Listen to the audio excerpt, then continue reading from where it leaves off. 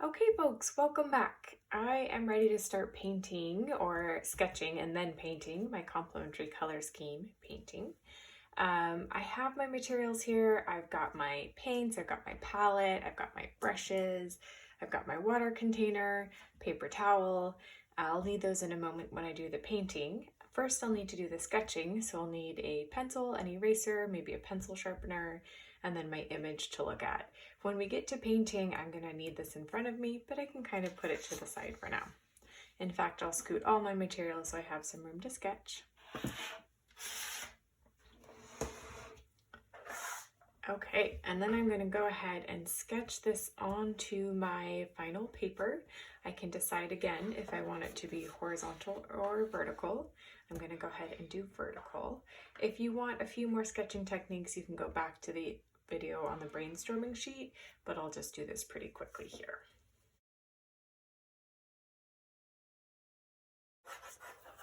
One thing I will pause and say is look how big I've made it on the paper. Don't do a teeny painting. It's going to be harder to paint and then you'll have a lot of empty space. So make sure that you make it nice and big so it fills the page.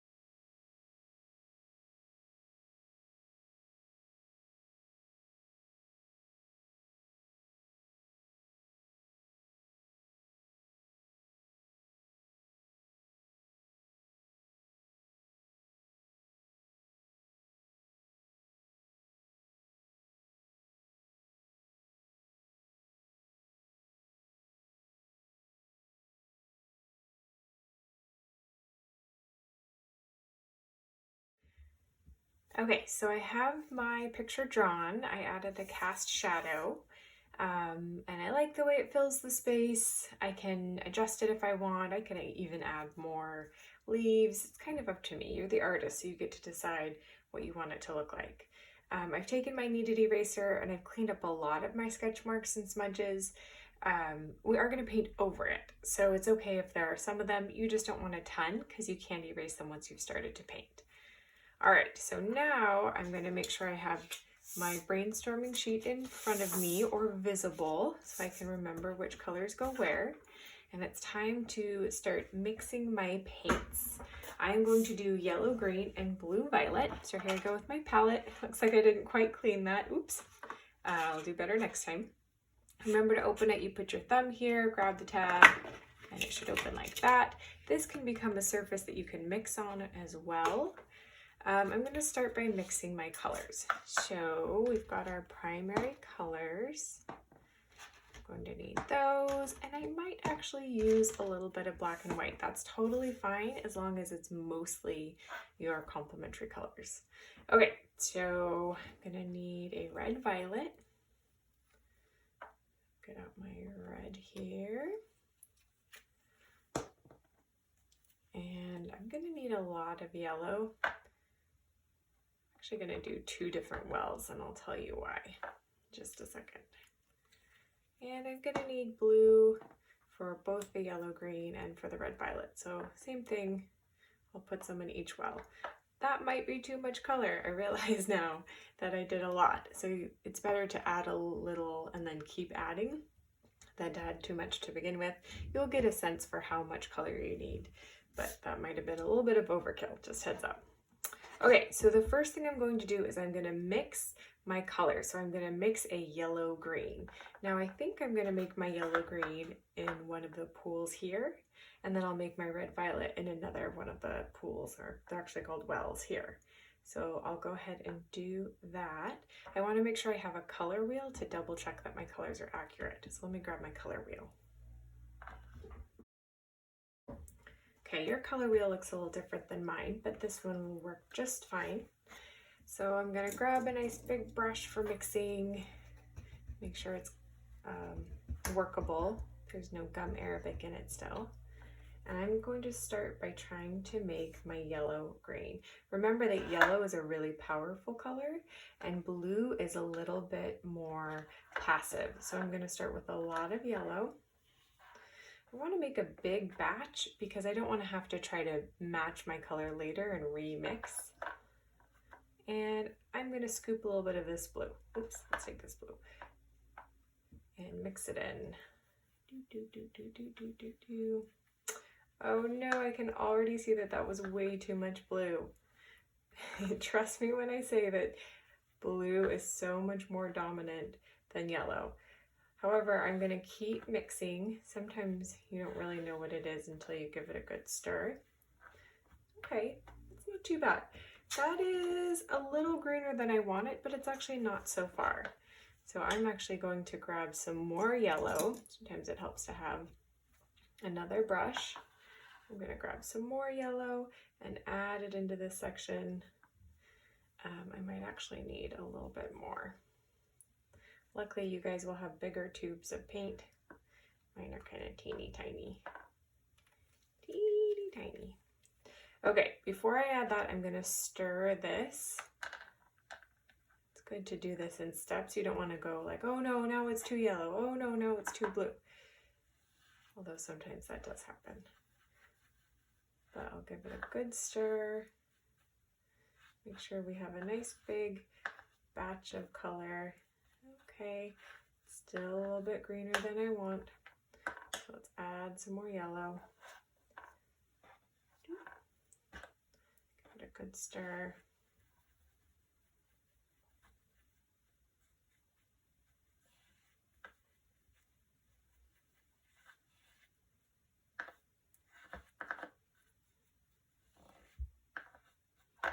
Getting closer. If I'm careful, I can even go directly here. I wouldn't do this with blue or red because they're so dominant, but yellow is such a light color, such a passive color, that you can add quite a bit at once before it makes a difference.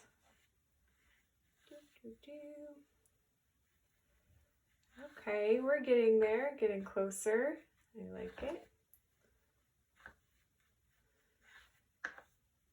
Okay.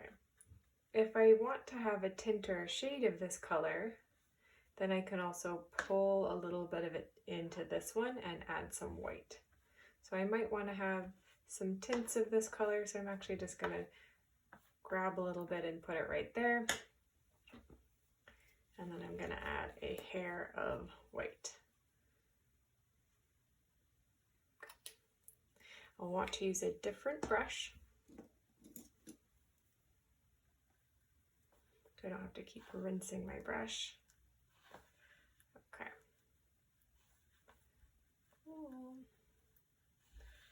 All right, I'm going to start painting the succulent before I mix my other colors, and I will speed up through that, but you can see the process. And here we go.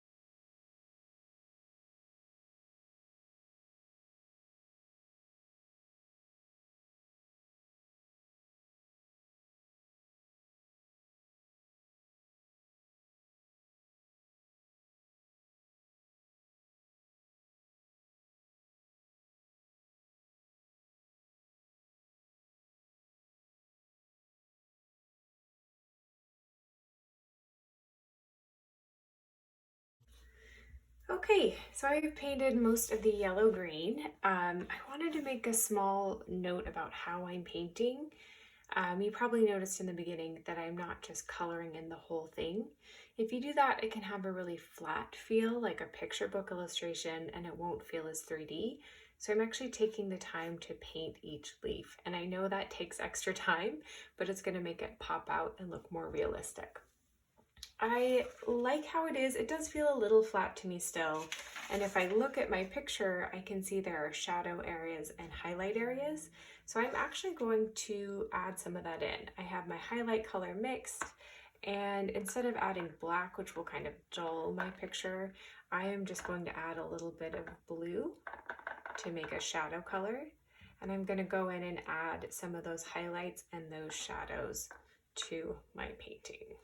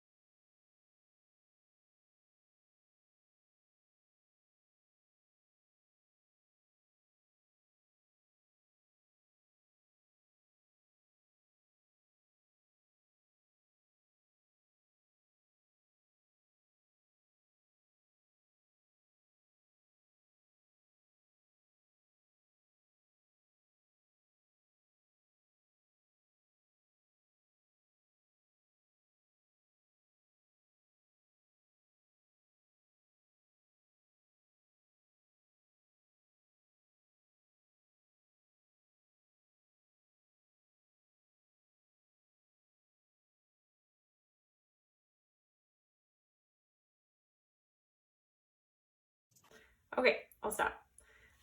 Now I can put in a few more highlights. I mixed my highlight color using a flat brush, but I probably want something with a point on it, what we call a round, a bit of a point, so I can reach in and get those details. So I'm gonna add just a couple highlights here and there.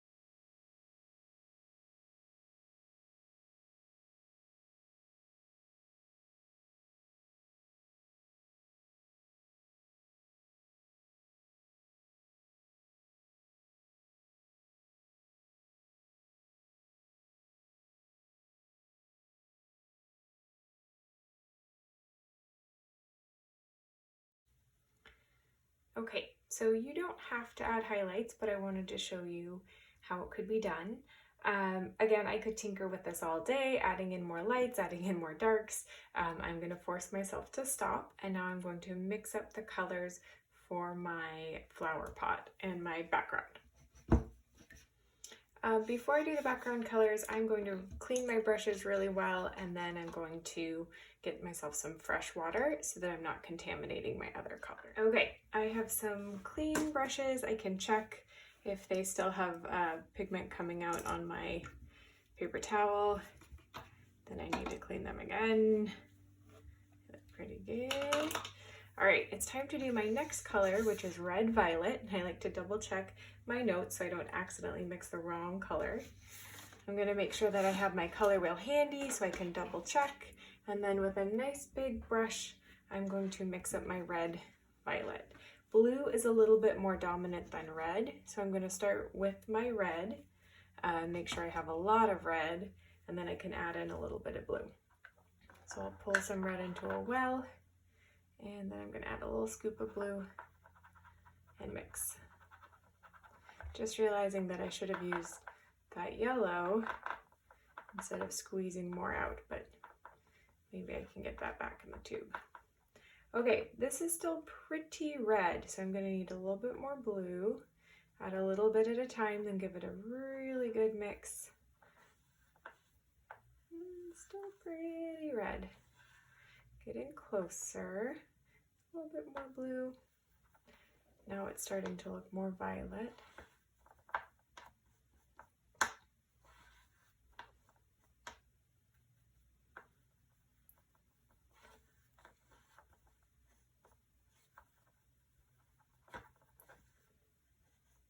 I can do a little test there too to see what it looks like on the page. I want a little bit more.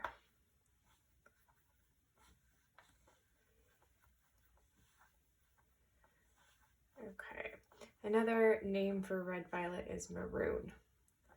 So when it starts to look kind of maroon colored, or some people will call it wine, when it starts to look maroon colored and you can hold it up to your color wheel and it looks like red violet, then you are good to go.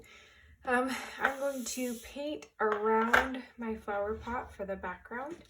I'll make sure that I use kind of a pointy detail brush around these parts, and then I can even use a bigger brush around the edges. One trick is to put a piece of scrap paper underneath. I can even use this. Put a piece of scratch paper underneath. So for example, if I wanted to do this edge, I can do nice broad strokes. Doesn't have to take as long as your object. And that's going to protect your table. Again, when I get close to those edges, to those detail points, I want to make sure that I'm using a pointy detail brush, a smaller brush, so I can sneak in and get those kind of detailed places. I like to point my brush at the edge and sneak in. Point it at the edge. I added a little bit of water. It was too much. And then let's try that one more time. Point at the edge and then drag it down. And I messed up a little bit, but that's okay. We're not going to worry about it. We're just learning how to be artists here. Well, you guys already are artists, but we're just constantly practicing. So if we make a mistake, that's fine. Try to fix it if you can. It's not the end of the world. I always tell my students, can you fix it? So can you turn it into something else? Can you color over it?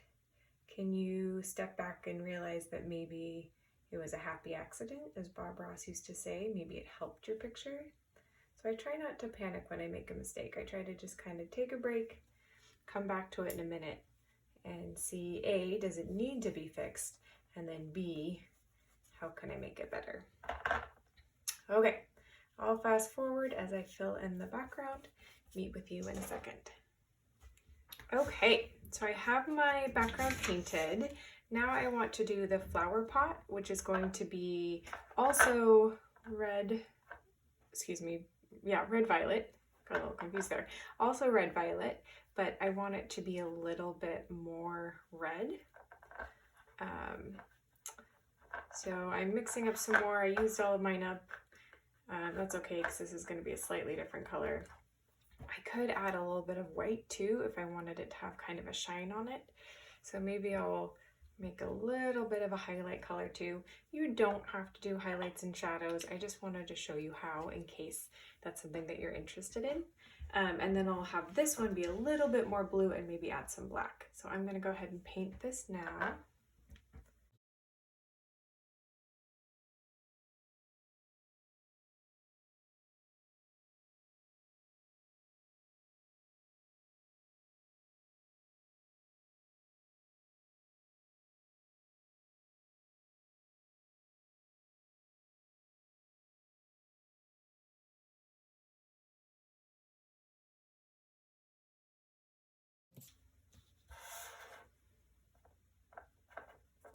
And then I think I'll just make this whole top part lighter by adding some white.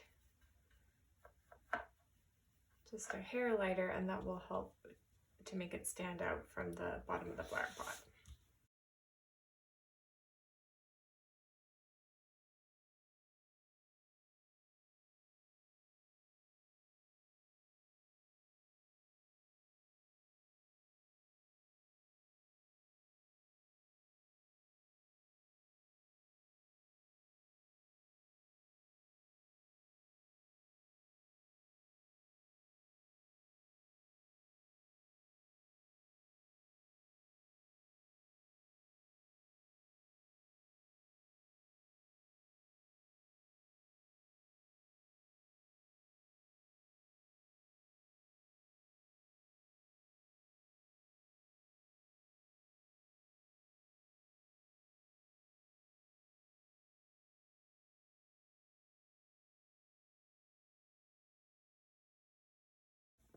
Okay, I can keep it kind of flat looking like that.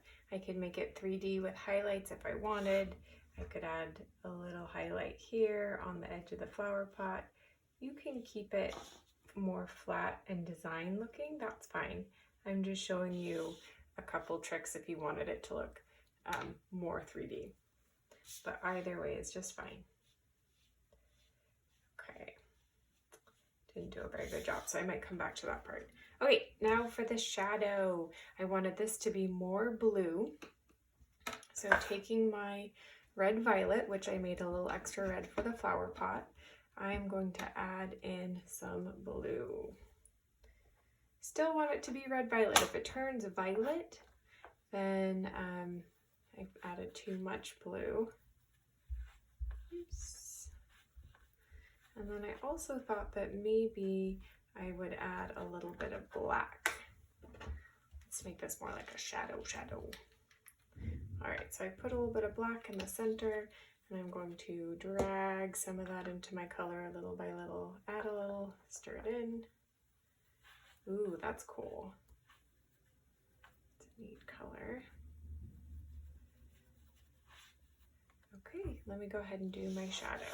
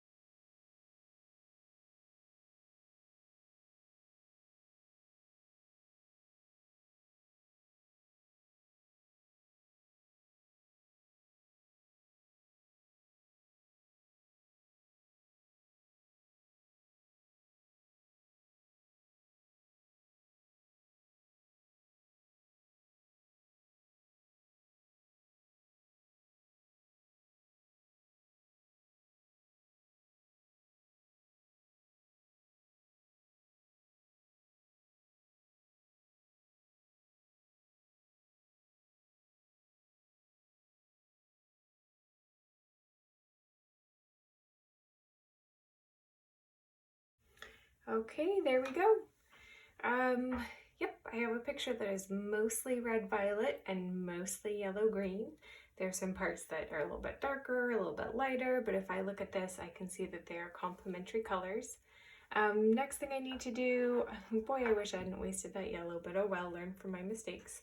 I'm gonna clean my palette really well, I'm gonna clean my brushes really well, and I'll be ready for the next painting.